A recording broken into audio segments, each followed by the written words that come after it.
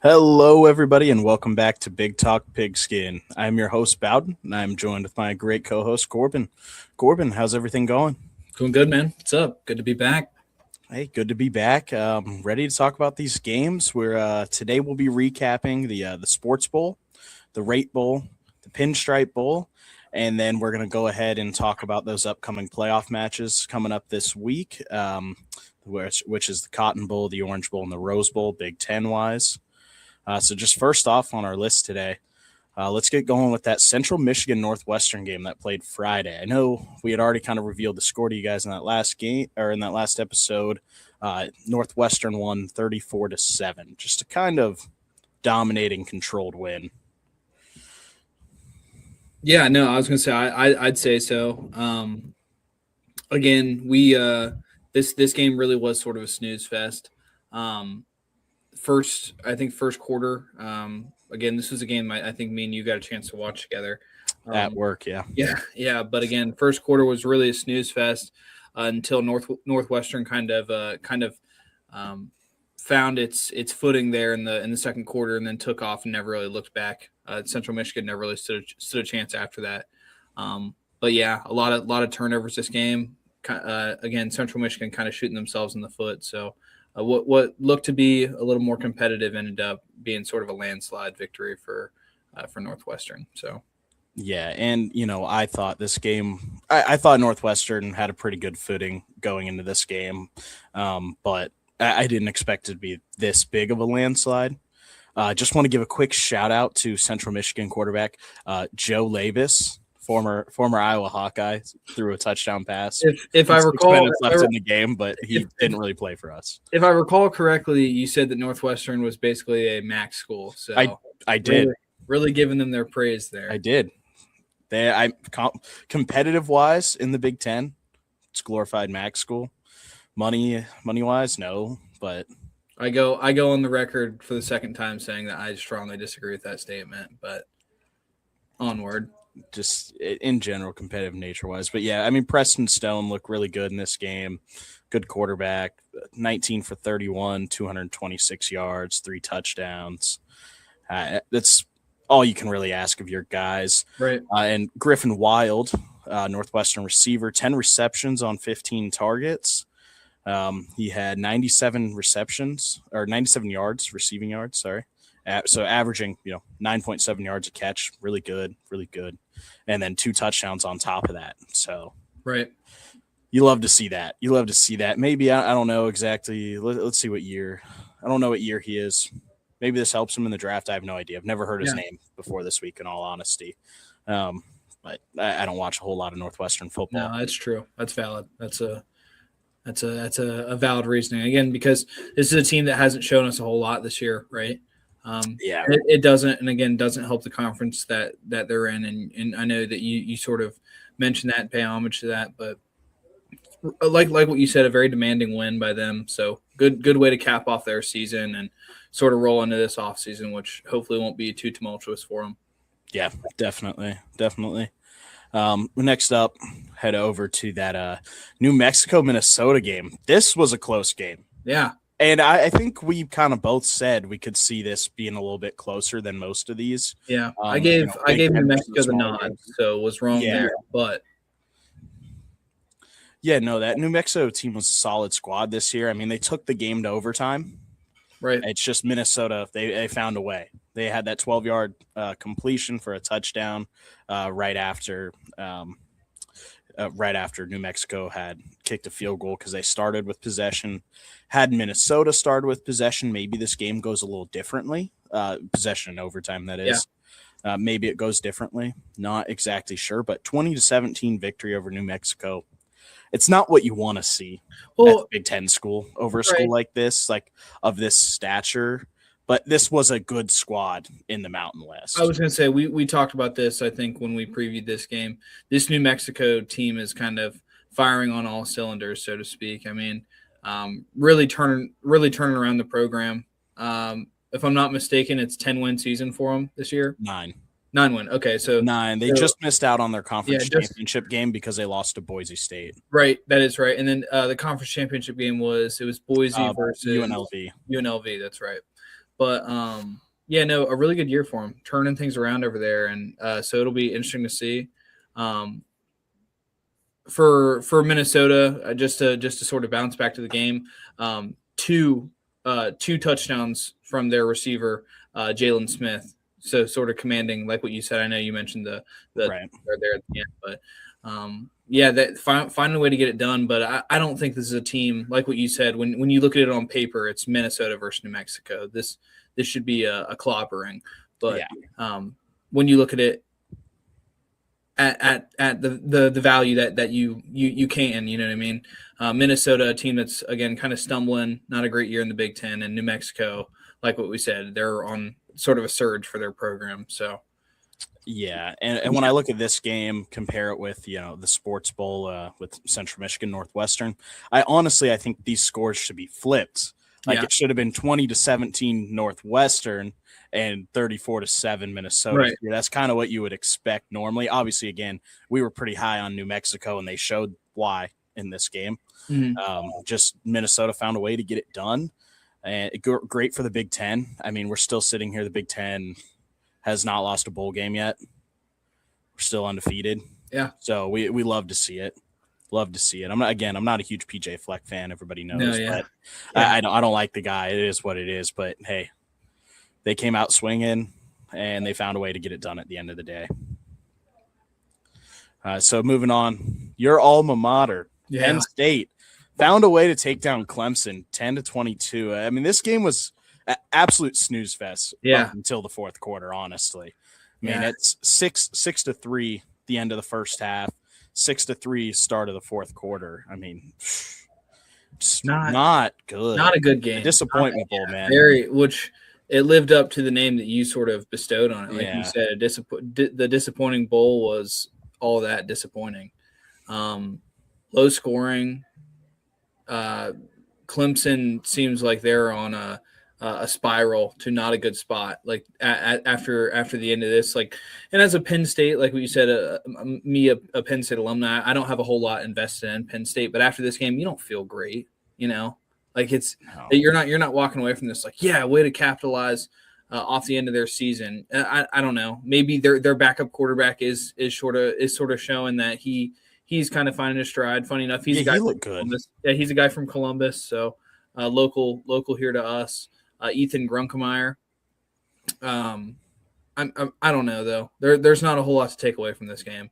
I'm not looking at this at either of these saying, man, we learned something about these teams we didn't. It was disappointing going into this game, disappointing leaving this game. And especially we're not going to learn anything about Penn State through this, because I think we're going to see this team look completely different next year, considering that, Matt Campbell's now the coach. Who's going to leave, who's going to stay, who's going to get brought in. Like while Ethan Grunkemeyer looked good, he had 262 pass yards, 2 touchdowns, only 11 incompletions. Like that offense still didn't really do a whole lot. No. And again, he didn't look bad, but Drew Aller, is he coming back? We don't know. Is Rocco Beck going to transfer? Is Matt Campbell going to go, that's my guy for the past 3 years? He's going to be my guy this year as well in his senior year. I don't know. Nobody knows yet. The portal isn't officially open. We have no idea. I do doubt that, but I get your point in that there are a lot of unknowns here that once these boxes sort of do start getting checked, and we'll kind of see where the chips fall after really, I think it's January 2nd. That's when the floodgates sort of open. So we'll see after that date, and I think that's gonna say a lot. 100%. And this also proves to me once again that Dabo Swinney needs to learn how to use the transfer portal a little bit more. He started using it last year for the first time and didn't really work out. He didn't do enough with it, so he's got to keep digging in there and just keep going. He's got to figure it out. Yeah, honestly. You love to see you, and again, it's one of those things where we're coming onto a new age of college football. So it's you either need to evolve with the times or retire, right? It's one or the other. And I think he's a good coach. Like in our life, he's won how many national championships? 3 or 2? 2 or 3, yeah. 2 or 3, right? I mean, those were all within a 5 5 year span. 5 to 7 year span, something like that. Like It was so. It was. I think that was like middle school to high school for us. It was so boring. Yeah. Every year it was like, well, It who's was winning? them, Alabama. Alabama, Is it Alabama? and then or there'd Clemson? be And those then Georgia. random. That's when Yeah, Georgia, then Georgia started to take over. Right. Ohio State kicked off the playoff, Yeah. and then it was Alabama or Clemson. Yeah, but it's it's just one of those things where it's like, you have to be able to evolve and change the way you do things as time goes on, and new demands are given to you, and I just feel like Dabo hasn't done a very good job of that. But he compensates for it by his, I think, on-field demeanor, and like I think his ability of play calling, because he is still competitive, he is still good. This is a guy that was playing for a conference championship last season, so Yeah. I mean, give him his props. What can you do? Give him his flowers, and expect more next year. You need to expect more, especially if you're a Clemson fan. And so now kicking off some of these playoff games, we're going to start off here. We're going to go in order. So Wednesday, New Year's Eve, December 31st, Ohio State takes on Miami in the Cotton Bowl. It's really good this didn't end up being the Orange Bowl bid for Ohio State, in my opinion. I'm glad that it's actually a neutral site and not, it's the Orange Bowl. The Orange Bowl, which is where Miami plays. Number 2 versus 10. What do you like here? I'm conflicted when it comes to this one to an extent. My initial thoughts for this, and to your point, right? They did luck out with this not being an Orange Bowl draw, right? Yeah. But playing in Arlington, the Buckeyes travel magnificent. Great. It doesn't matter. So they could have played this game in inner city Miami, and it still would be like, oh wow, that's a lot of Buckeye fans. You know what I mean? But I get what you're saying there. I got a hunch, man. I think Miami's gonna come to play. I think they match up well against Ohio State. Just I think they have similar play styles in that, and so it is a little bit of Miami's defense is not nearly as good as Ohio State is, right? But that Texas A&M game, I don't think is a very fair representation of either of those teams, Miami or Texas A&M. I think that was sort of a slugfest, sort of a weird showing. So we got to see are we going to get that Miami team, or are we going to get the Miami team that was running through the ACC minus SMU and Louisville this year. So yeah, and that's kind of my thing is I'm really torn on. From what I saw out of Miami last week. Or let me restart. Before last game, before the first round of the playoff game, Miami versus Texas A&M, I thought that if Miami somehow won that game, Ohio State had a free victory going forward, in all honesty. But after the absolute defensive clash that we had and Miami finding a way to just get it done anyway at the end of the game, now I kind of sit here and I go, I don't know what's going to happen. Yeah. I think Miami could actually come out here and be really competitive.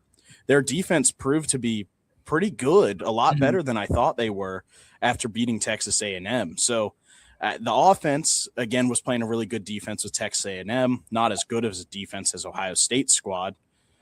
But we'll see. We'll see how they come out swinging. I'm not a huge Carson Beck fan. No. But I don't know. I think this is going to be a really competitive game now. I'm torn on what I actually believe, but I'm hoping that we see some fun, high-scoring, just competitive matchup here. I think that this is a team that has been there before, right? This is a team that's returning a lot of guys that were on that national championship roster, so this is nothing new for them, right? One reason I lean into this game being a lot closer than what people are anticipating is I think it will hold true the same thing that all the teams ran into last year. I think the bye week hurts you more than what you realize. Yeah. Like when you know what I mean? When you get around to hey, I get to play against some guys and really get going.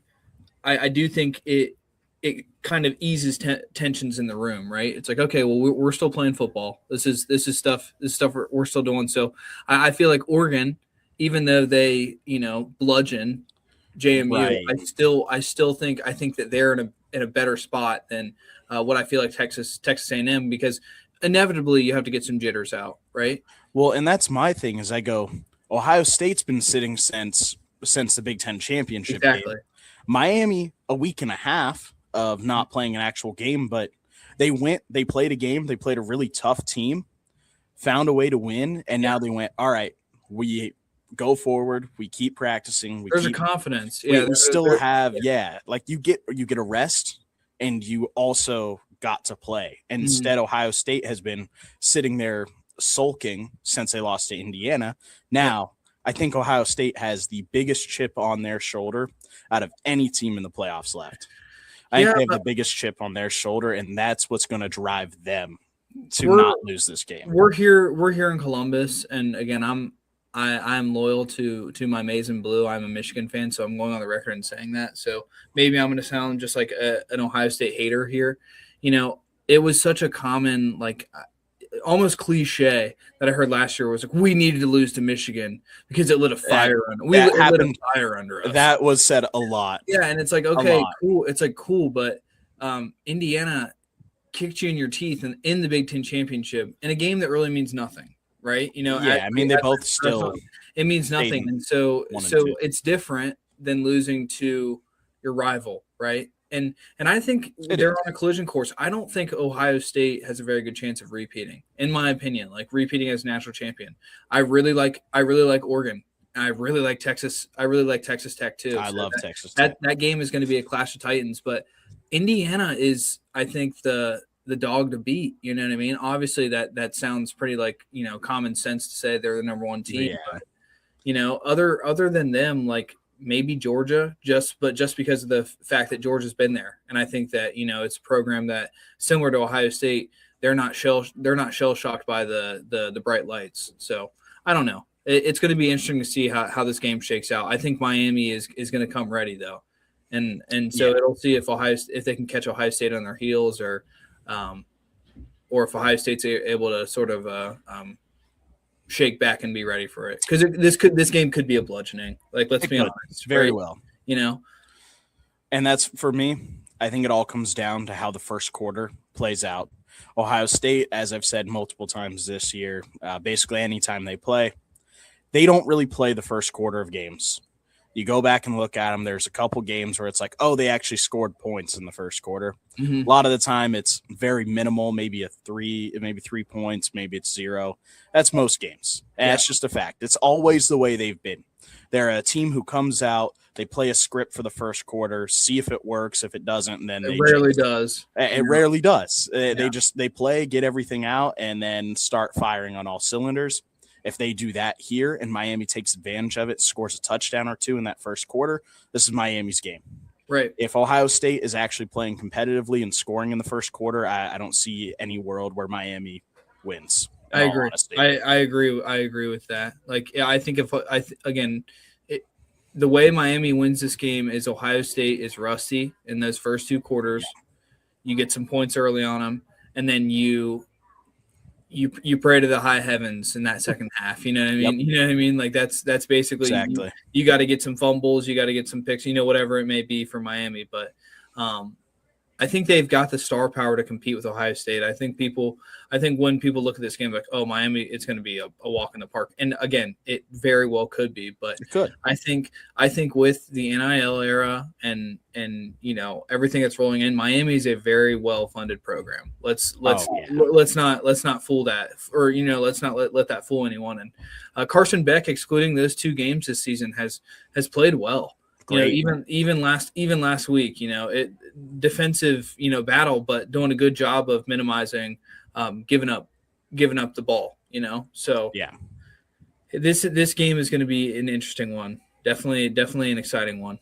100%. I'm going to say my final prediction on this one is going to be Ohio State gets it done 24-17.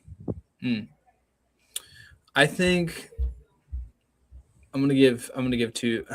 I'm not going to give predictions, because then it's kind of I'm playing both sides. I think in my heart I really want Miami to win. I really want them to pull it off, but I think Ohio State gets this done probably by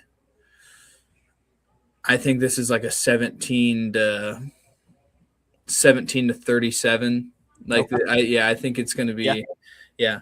I think Ohio State sort of flexes their muscles here. I hope they're not ready to play, but I think they're going to be. Yeah, I'm kind of in that same boat. Yeah. Grew up in Columbus, not as an Ohio State fan. I've seen It's a seen little this. obnoxious, so I've you seen just this. don't like it. I've seen this game too many times before. Yeah. So we'll see. All right. And then next up on the first, on New Year's Day, we have at noon Eastern time, the Orange Bowl. Oregon travels down to Miami to take on Texas Tech in Miami. Like you said beforehand, clash of the Titans here. Really? These are my two favorites, Yeah. honestly, to win the national championship. Indiana's kind of my third guy, in Really? all honesty. Yeah, I think it's personally Texas Tech is my favorite to win. Oregon is my second, and then Indiana's my third. But that's, Indiana's got to. We'll talk about them in a little bit. They got a big game ahead of them coming up. Who I know we watched a lot of Texas Tech games this year. The Bullies, as we've mentioned, They are called them the Bullies. I don't know if this Oregon team's ready for them. I don't know. They've scared me all year. I give Oregon the benefit of they're up and running already. Not having to worry about a Big Ten championship run. And I think people discount the luxury of that. I think Oregon got really the best draw, but excluding to where you're at now.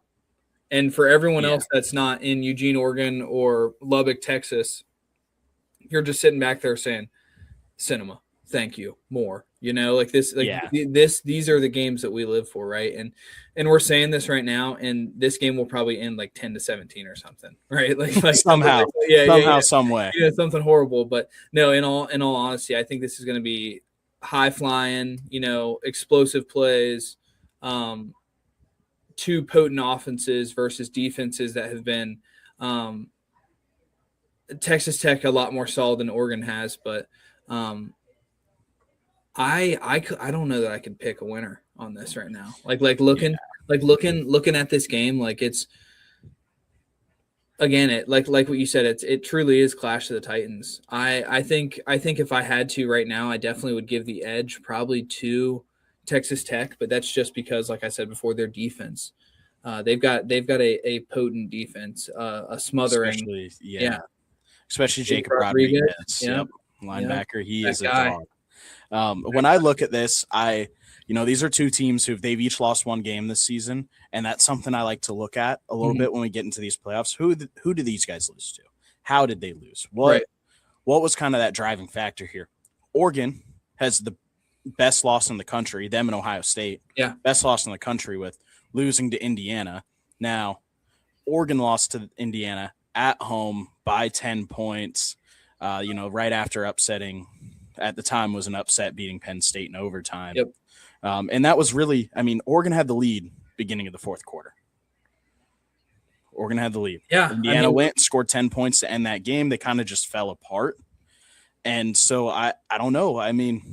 That's a team who played really solid defense every single game this season, except for the fourth quarter of the Indiana game. Right. And that Indiana team's so good. Exactly. So good. And I don't take away from their loss. But the only thing is what you said in the first part of, this sort of discussion is these are the top three teams probably. Yeah. In my for who I think is probably going to win the chip. Now, honestly, I don't know that I put I don't know. This is hard. I think the winner of this game is on a course for a matchup with Indiana. Is that right? No, but I'm saying in the quarterfinal.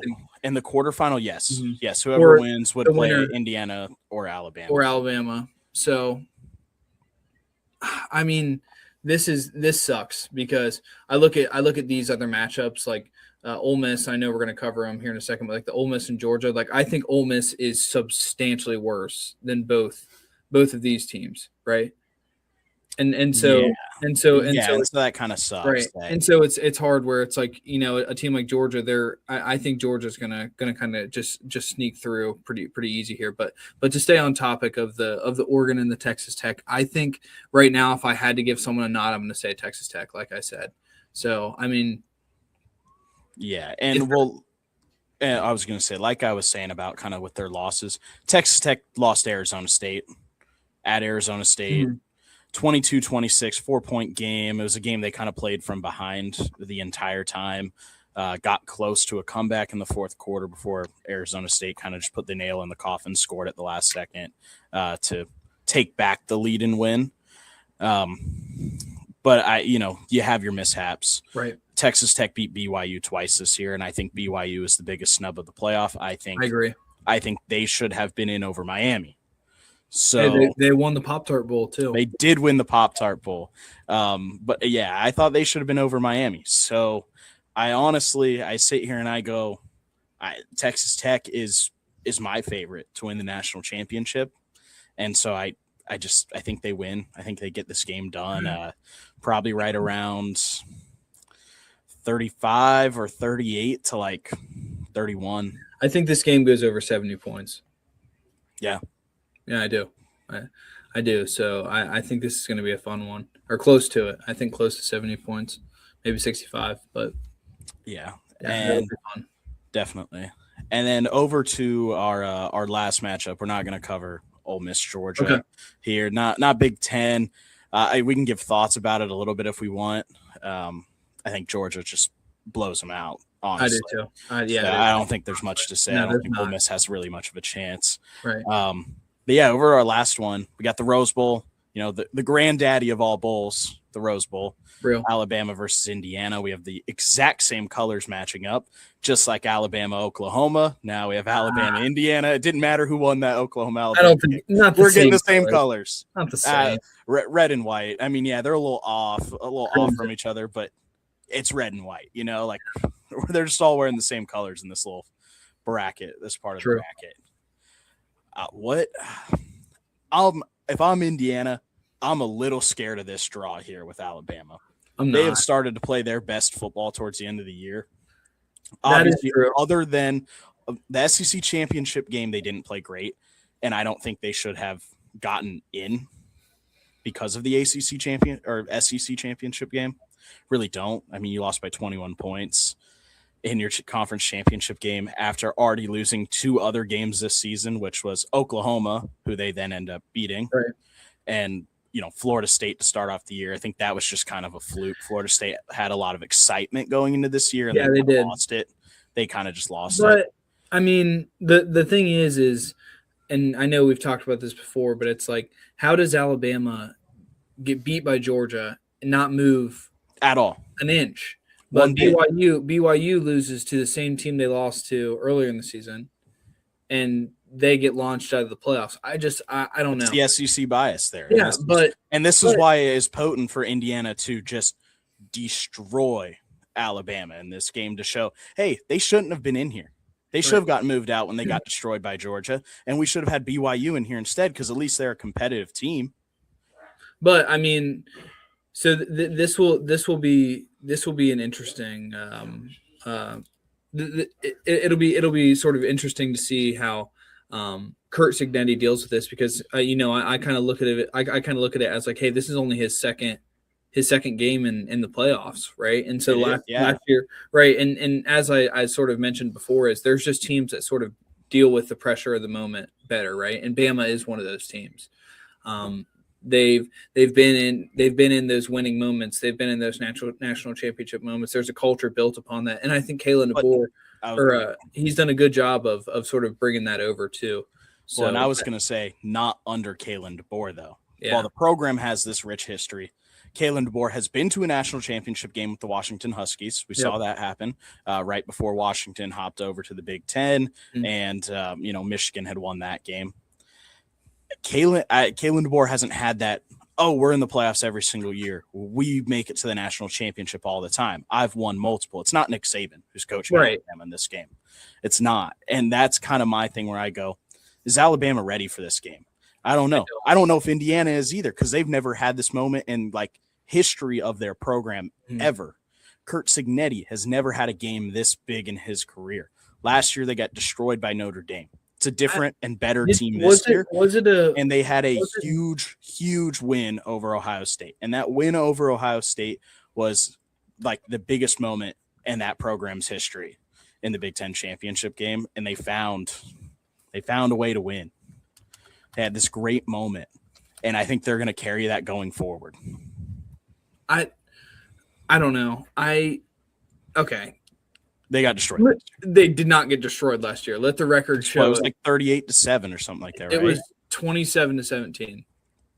I think did that last touchdown or two come in the fourth quarter? Regardless, we're just saying they didn't play well. They were behind the entire game. They weren't winning that game against. Yeah, but I'm saying, and that was a good Notre Dame team, obviously. Went on to lose the national championship. But I mean, I sit there and I think until Curt Cignetti proves to me otherwise that he can't get a team ready to rise to the occasion, I think this team is going to be. I really think that this team is going to be a steamrolling by Indiana. I do. I think the Alabama-Oklahoma game. I think it was unfortunate SEC slop.